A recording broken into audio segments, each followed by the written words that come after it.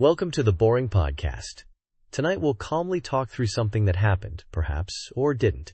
If this helps you drift off, we've done our job. Feel free to do nothing at all. Yes, welcome. We're here to discuss something so incredibly ordinary, so profoundly unremarkable, that it might just lull you into a peaceful slumber. Tonight, we'll be delving into the fascinating world of return policies.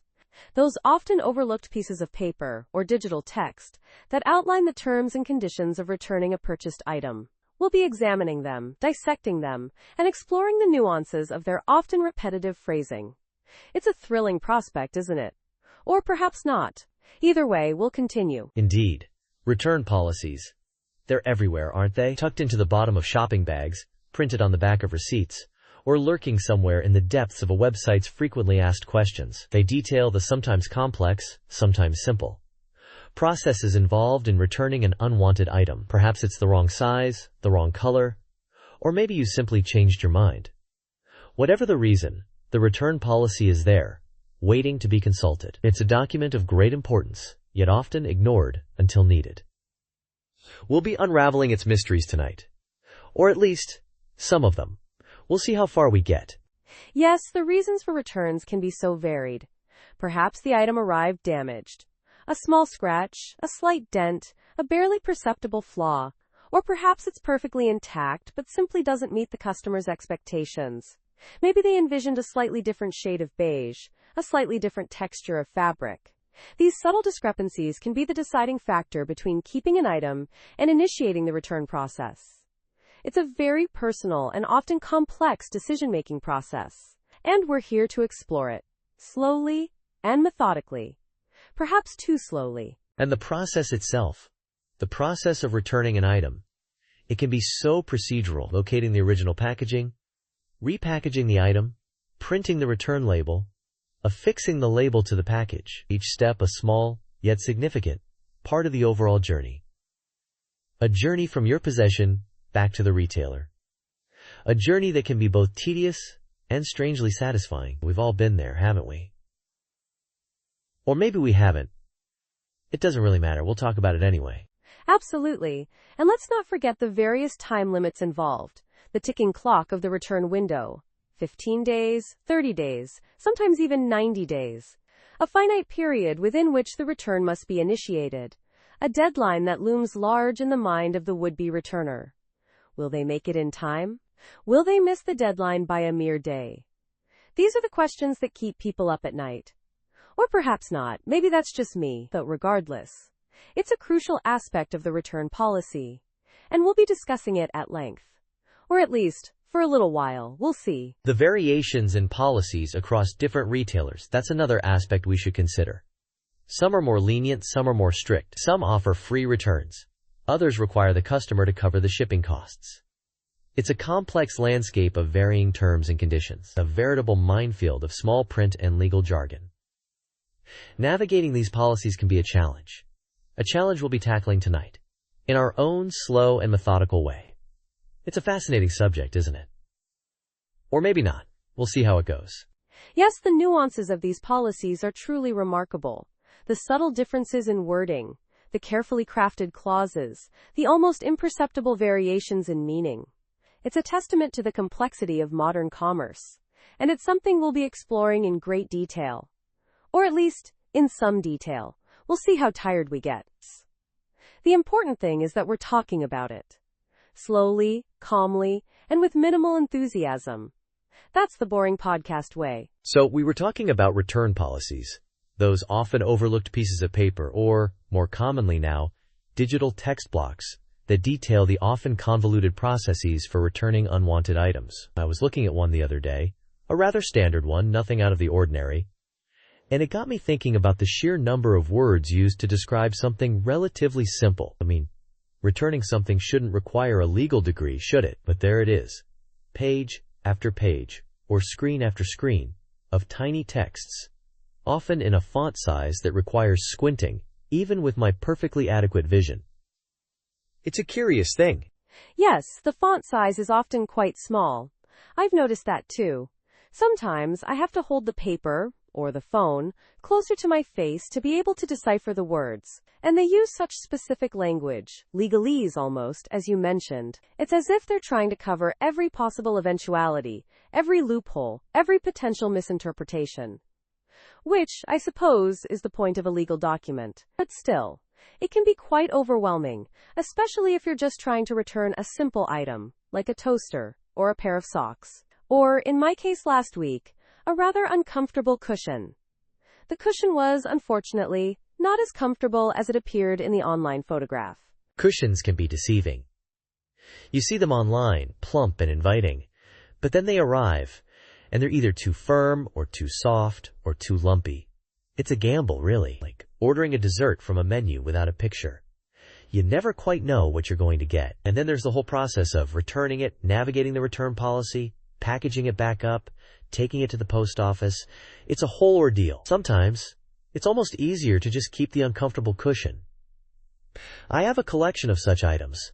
Things I intended to return but never quite got around to it. A collection of unwanted items. I understand that completely. I have a similar collection myself. A drawer full of mismatched socks, clothes that don't quite fit, gadgets that seemed like a good idea at the time. It's a museum of almost returns. A testament to the inertia of everyday life. The effort required to initiate a return often outweighs the perceived benefit of getting a refund or exchange. It's a strange sort of cost-benefit analysis that we subconsciously perform. It is a strange calculation, isn't it? Weighing the inconvenience of the return process against the relatively small monetary gain. And then there's the time factor. Time spent repackaging the item. Time spent traveling to the post office. Time spent waiting in line. Time is a precious commodity, and return policies, with their intricate details and stipulations, seem designed to consume as much of it as possible. They're like time-consuming traps. Traps is a strong word, but I understand what you mean. They can be quite time-consuming. And sometimes, even if you follow all the instructions meticulously, you still encounter problems. The wrong paperwork, a missed deadline, a misplaced receipt. It can be frustrating.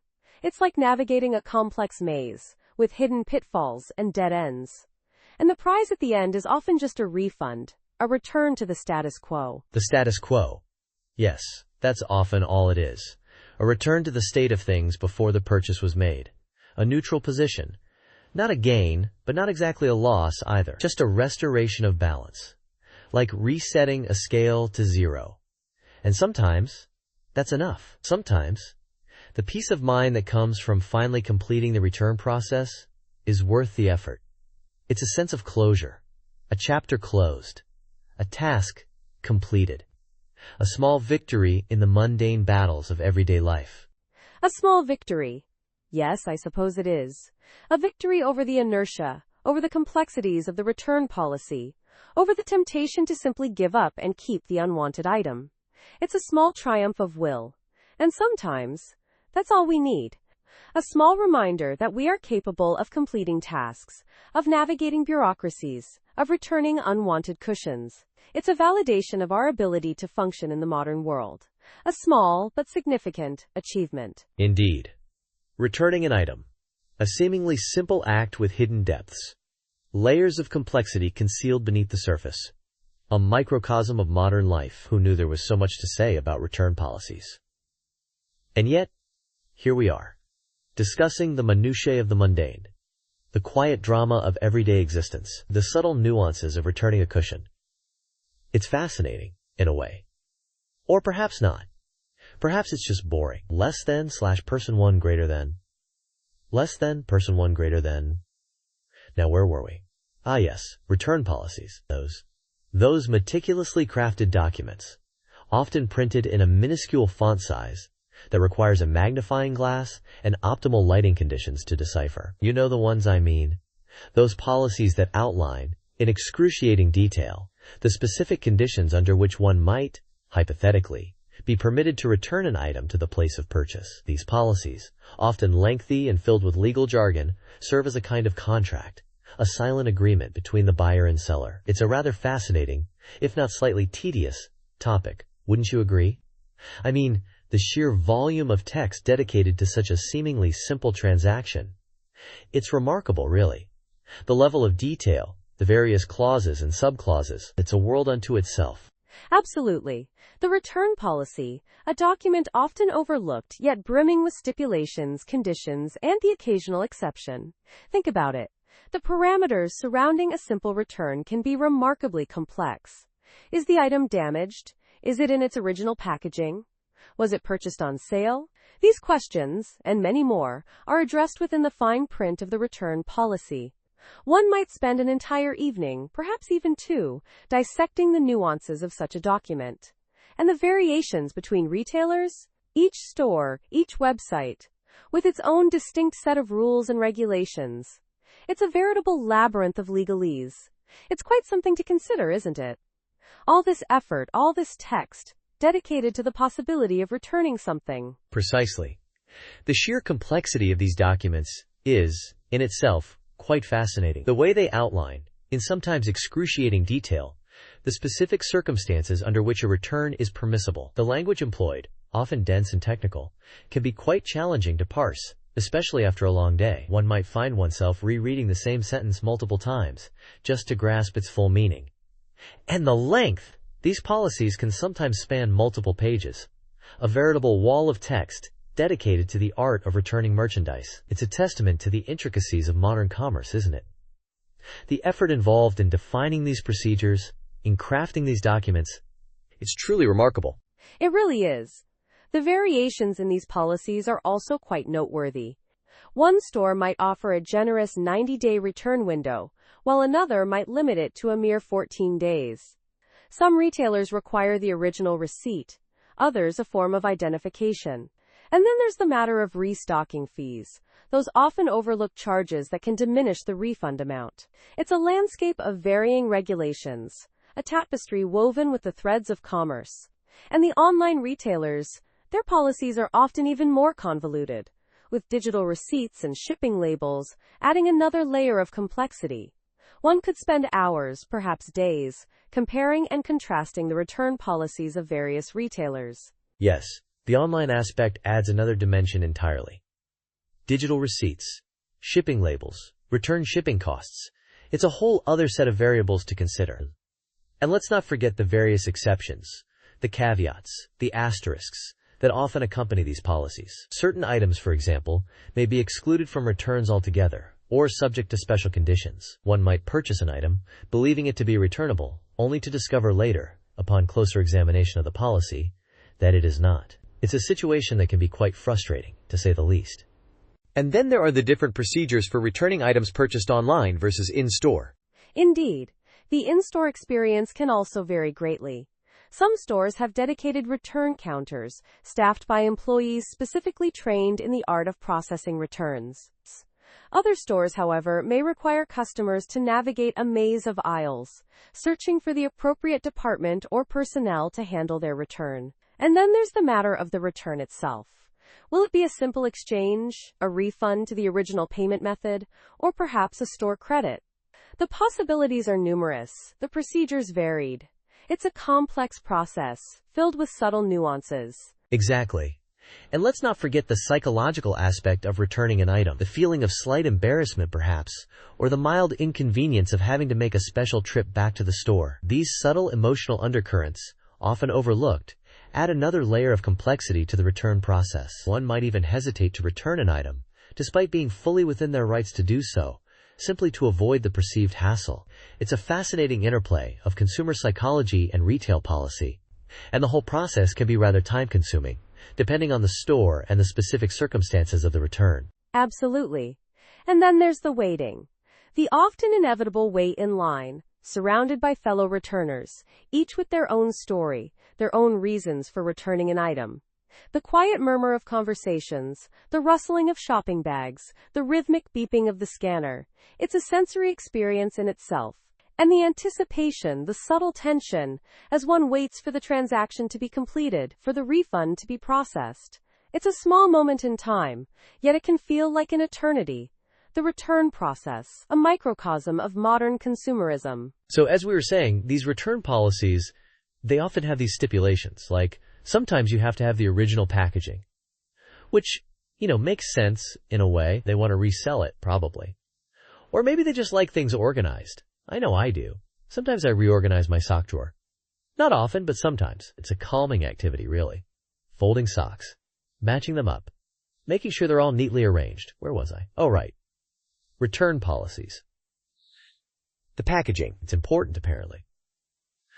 Though, I've sometimes wondered what happens to all the returned items that don't have their original packaging. Do they just disappear? It's a mystery, really. A very dull, uninteresting mystery. Like, who would even want to solve that one? The original packaging, that's often a key component, and sometimes there's a time limit, like you have to return it within 30 days, or 60 days, or sometimes even 90 days. Though 90 days seems like a long time, doesn't it? Almost 3 months. That's a quarter of a year. Imagine all the things that can happen in 3 months. You could grow a small herb garden. Or you could, I don't know, read a few books, probably several, depending on how long they are, and how much time you spend reading each day. Which, for me, varies. Sometimes I read a lot. Sometimes not so much. It just depends.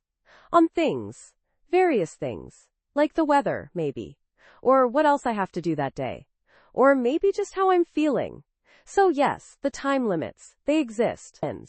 In the return policies, they do. They really do specify the time frame.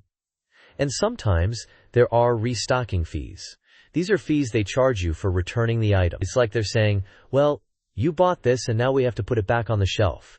It's a bit much if you ask me, although no one ever really asked me about these things. I'm not exactly an expert on return policies. Or anything, really. I once spent a whole afternoon watching a spider build a web. It was mesmerizing, in a very dull sort of way. The spider was very meticulous, very slow and deliberate in its movements. Kind of like how we're talking right now. Slow and deliberate. About return policies.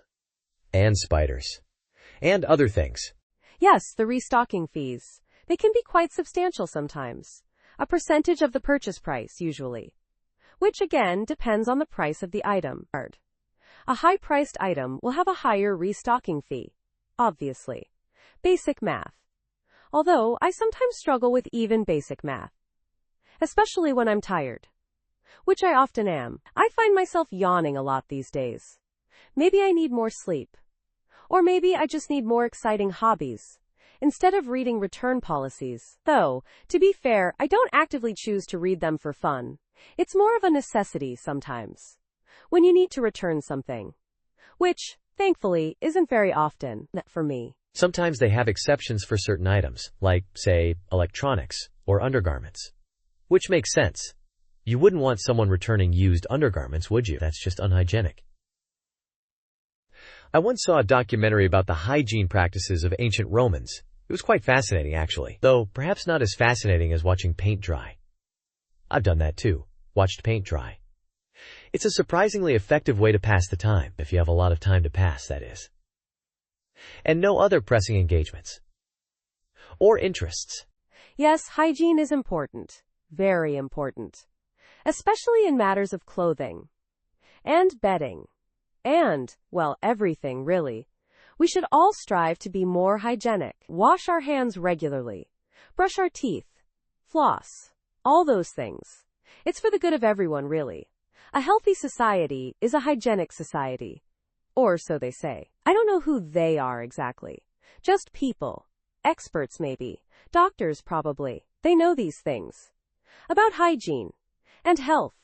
And other important matters, like return policies. Exactly. The experts. They know best. Always listen to the experts. They've studied these things. Spent years, maybe even decades, learning about things. Important things, like, well, whatever their area of expertise is.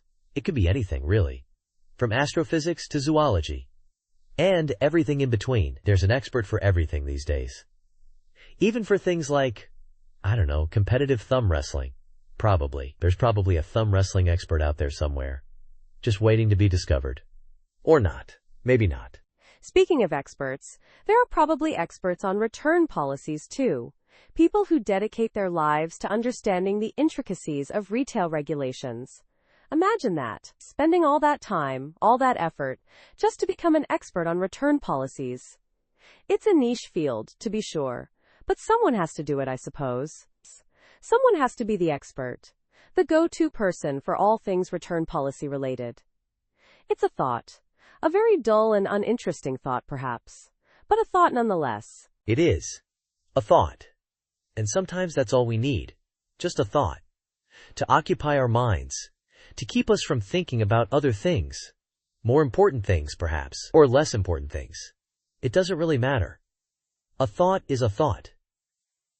Like the thought of reading a return policy. Or the thought of watching paint dry. Or the thought of, well, anything, really. Anything at all. Less than / person 1 greater than. Less than person 1 greater than. So we were talking about return policies, those often overlooked yet omnipresent documents that govern the exchange or refund of purchased goods. We acquire an item, perhaps a garment, a kitchen utensil, or a small decorative object, and along with it comes this implicit agreement, this understanding that under certain conditions, we can reverse the transaction. The conditions, of course, are outlined in the return policy, which we often glance at, maybe, or perhaps not at all, but they are there nonetheless, existing as a silent contract between the buyer and the seller, a contract we're now exploring in some detail. It's quite something to consider, isn't it? The sheer volume of these policies existing out there in the world, attached to every purchase. Yes, it's a vast and largely uncharted territory, this world of return policies. Each retailer, each shop, each online marketplace, they all have their own unique set of rules and regulations, their own specific stipulations governing the return of goods. One might imagine a vast library filled with nothing but return policies, shelf after shelf, row upon row, each document slightly different, each a testament to the intricate dance of commerce. And we, the consumers, navigate this landscape, often without even realizing the complex web of policies we're interacting with. It's just something we accept as part of the buying process. We buy, and the possibility of returning exists, governed by these policies. We talked about the common 30-day return window, that seemingly standard time frame within which one can, under the right circumstances, return a purchased item. 30 days, a month, give or take. A fairly common length of time. It provides a buffer, a period of reflection, during which the purchaser can assess their satisfaction, or dissatisfaction, with the acquired product. It's a standard, although not universal, and it's something we've all likely encountered. We bring the item back to the store, or perhaps ship it back if the purchase was made online. We've all been there, haven't we? Standing in line, receipt in hand, waiting to complete the return process. And then there's the matter of the receipt. That small slip of paper, that proof of purchase. It often feels like a small, insignificant thing, easily lost or misplaced amongst the clutter of daily life. Yet its presence, or absence, can be crucial in the process of returning an item. It's a physical manifestation of the transaction, a tangible record of the exchange of goods for currency. Without it, the return process can become more complicated, more challenging. It's often a requirement, stipulated within the return policy itself. One might even say it's the key to unlocking the return process. We hold on to it, sometimes crumpling it in our pockets, other times carefully filing it away, just in case. We also touched on the variations in these policies. Some retailers offer extended return periods, perhaps 60 days, or even 90 days. Others might have stricter policies, with shorter return windows or more stringent requirements. The specifics can vary widely, depending on the retailer, the type of product, and a multitude of other factors. It's a landscape of nuance, a tapestry of different rules and regulations. It's almost overwhelming to think about the sheer number of variations out there, and yet, we navigate this complexity, often without giving it a second thought. We buy, we consider returning, and the policies are there, guiding the process. And what about those items that are deemed final sale, non-returnable? There's a finality to that designation, a sense of no return, quite literally. These items exist outside the normal cycle of return and exchange, a separate category of goods. Perhaps it's clearance merchandise, or perhaps it's something of a more delicate nature. Whatever the reason, the finality of the sale is something to consider before the purchase is made. The return policy, or lack thereof, is a factor in the decision-making process, something to weigh and contemplate. It's important. Thinking back to the original purchase, the moment of acquisition, the return policy is often an afterthought, We're focused on the item itself, its features, its potential use, how it fits into our lives.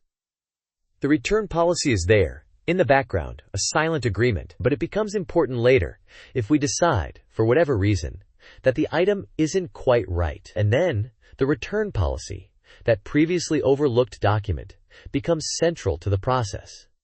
It's something we've all experienced.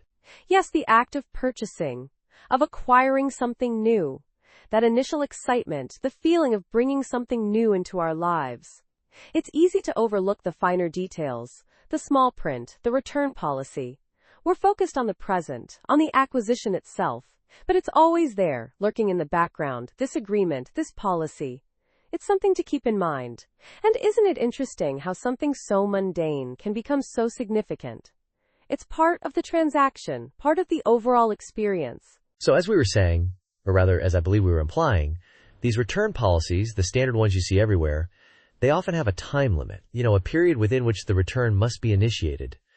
And this period, well, it's usually a specific number of days. Sometimes it's 30 days. Other times, it might be 60 days.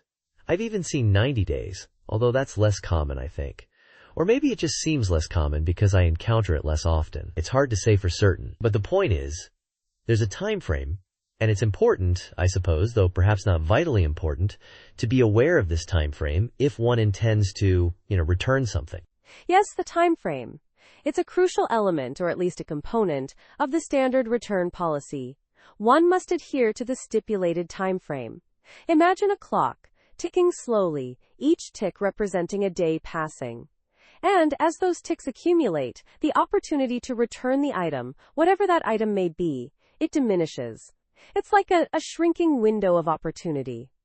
Or perhaps a doorway that slowly closes. I'm not sure which analogy is more apt. They both seem somewhat relevant, in a vague sort of way. But regardless of the analogy, the time limit is there. And it's generally printed somewhere on the receipt, often in small print, which can make it challenging to locate. Small print indeed. Sometimes it's remarkably small. So small that one might require some form of visual aid to decipher it. Reading glasses, perhaps. Or maybe a magnifying glass. I've even heard of people using their phone cameras to zoom in on the text. It's quite remarkable, the lengths to which one must go to simply understand the terms of a return policy. And all of that effort just to return something that, perhaps, was not quite what one expected. Or maybe it was exactly what one expected, but it just didn't suit. It's a complicated business, this returning of things. Complicated indeed. And then there's the matter of the condition of the item. It usually must be in, new condition. Which begs the question, what exactly does like new mean? Is it truly new? Or is it merely similar to new? The ambiguity is unsettling. One might interpret like new in various ways, leading to potential disagreements with the store clerk. And those disagreements, well, they can be rather tiresome. Just imagine the back and forth, the explanations, the justifications. It's all quite exhausting to contemplate. Exhausting is an apt description. And let's not forget the packaging. The original packaging. It often states, somewhere within the dense thicket of legal jargon, that the item must be returned in its original packaging. This presents a further challenge, as the act of opening the packaging often renders it not original. One might carefully open the package, preserving it as best as possible, only to find that it simply cannot be restored to its pristine, unopened state. It's a paradox, really. A frustrating one. A paradox indeed. And all of this, for a simple return. A transaction that should, in theory, be straightforward. Yet, in practice, it's often fraught with complexities and ambiguities.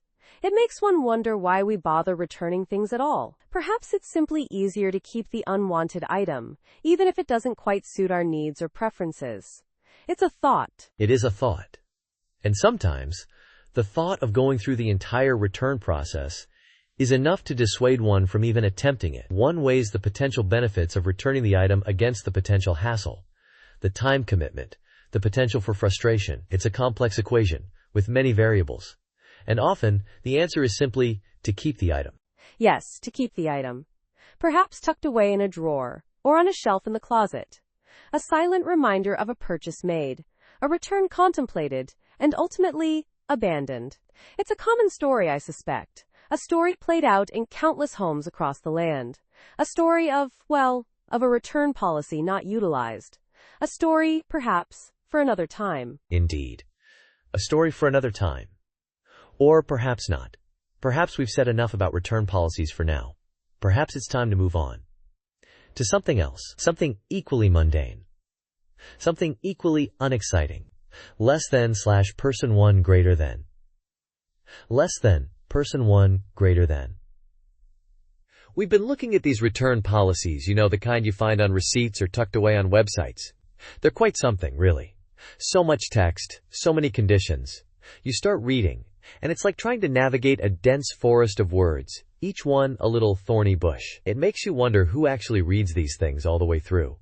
Probably not many people. I've tried, and it's a real commitment, and often, they all say more or less the same thing. Just a lot of words to say, bring it back if it's broken. But even that can be complicated. What constitutes broken? It's a thought. Yes, exactly. The sheer volume of legalese can be quite overwhelming. You see phrases like restocking fees and original packaging required, and your mind sort of glazes over. It's like a wall of text designed to deter you from even attempting a return. And that's not even considering the different time frames. Sometimes it's 30 days, sometimes 60, sometimes 90. It's all rather arbitrary, isn't it? Just numbers and rules floating in a sea of fine print. And the receipts themselves, so flimsy. They fade over time, becoming illegible, adding another layer of complexity to the whole return process. It's like a vague promise you don't really remember agreeing to. It's almost like they're designed to be forgotten. Little pieces of paper destined for the bottom of a drawer or the inside of a pocket, never to be seen again. And even if you do find the receipt, deciphering the return policy feels like an archaeological dig. You have to carefully brush away the dust of time and try to piece together the meaning from faded ink and cryptic abbreviations. And who knows what the policy even was when you made the purchase? They're probably constantly changing, those policies, silently shifting like the sands of time. It's quite a thing to contemplate. They're like little time capsules in a way, aren't they, these receipts?